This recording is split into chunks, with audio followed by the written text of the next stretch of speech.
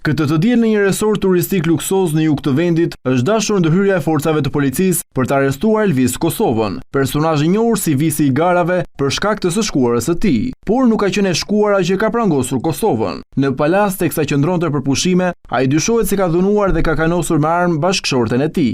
Policia thot se ka marrë njoftimin rreth orës 13:40 për një konflikt familjar, i cili kishte përshkallëzuar dhe për këtë u kërkuan forca shtesë policie, si Forca Kombëtare e Sigurisë Njësia e Fierit. Policia thot se në vilën e kompleksit në zonën e Palasës gjeti një armë pistolet, ndërsa gjatë kontrollit që u bë në banesën e Elvis Kosovës në Tiranë, u gjetën edhe 2 pako me municion luftarak dhe 2 krahëra me fishek.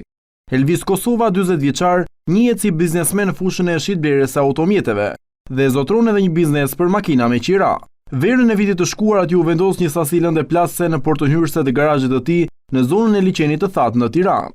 Në gusht të vitit 2024, ai u ndalua për vjedhjen e një makine luksoze Audi R8 me vlerë rreth 200.000 euro, që ishte sjell fillimisht nga Gjermania nga një turk dhe më pas ishte përvetësuar nga Elvis Kosova përmes mashtrimit. Pasioni i tij janë garat e shpejtësisë dhe shpesh ka marrë pjesë në kompeticione të ndryshme, ku e njohin si Visi i garave. Gjatë vitit 2022, biznesmeni është hetuar për organizimin e një gare të paligjshme me makina tek mbikalimi i Patokut. Uniformat blu ju vunë në ndjekje pasi e zbuluar nga videot e hedhura në rrjetet sociale, dhe mëtej nga hetimet, rezultoi se Elvis Kosova po e çmontonte në një servis makinën e garës, ndërsa u gjobit nga policia rrugore me 120.000 lekë të reja. Në këtë sfidë Elvis Kosova vinte me fitoren e garës Drag Race, zhvilluar në Kosovë gjatë pandemisë COVID-19.